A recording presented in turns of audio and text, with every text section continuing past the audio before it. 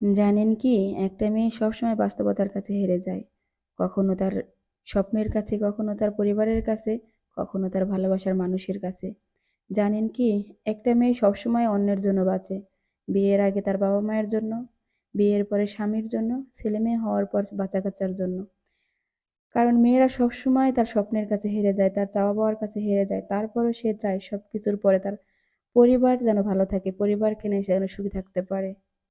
যদি একটা মেয়ে বাবা-মার কথা মতো চলে তাহলে সে পরিবারের ভালো মেয়ে। আর যদি বাবা-মার অবাধ্য হয় তাহলে খুবই খারাপ মেয়ে। ভালোবাসার মানুষের হাত ধরে যদি চলে যায় তাহলে ভালোবাসার মানুষের কাছে সে প্রিয়। আর যদি সে না যায় তাহলে সে বেঈমান, স্বার্থপর আরো অনেক কিছু। শুধুমাত্র একটা মেয়েই জানে এই সমাজে চলতে গেলে বাস্তবতার কাছে কতটা যুদ্ধ করে বাঁচতে হয়। একটা মেয়ে সারা জীবনই অসহায়। তার অসহায়টা সারা জীবন থেকে যায়। এতে মেয়েটার ক্যারিয়ার যাই থাকুক না কেন সবকিছু স্বপ্নগুলো বিসর্জন দিয়ে একটা মেয়ে সারা জীবনই অন্যের জন্য বাঁচে। তবুও সে দিন শেষে একা। জানেন কি? মেয়ে যেই বাড়িতে জন্ম নেয় সেই বাড়িরই একসময় মেহমান হয়ে যায়। সে যেই বাড়িতে সে ছোট থেকে বড় হয়ে যায় তার শৈশব কাটে সেখানেই সে পরে একসময় একজন অপরিচিত জন হয়ে যায়।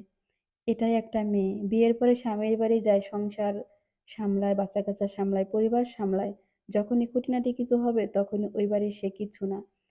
একটা মেয়ের কখনোই তার নিজের বলতে কিছু থাকে না। এই সমাজ, এই সবকিছু তাকে বড়ই একা করে দেয়। তাই বলছি, মেয়েদের আপন বলতে কিচ্ছু হয় না।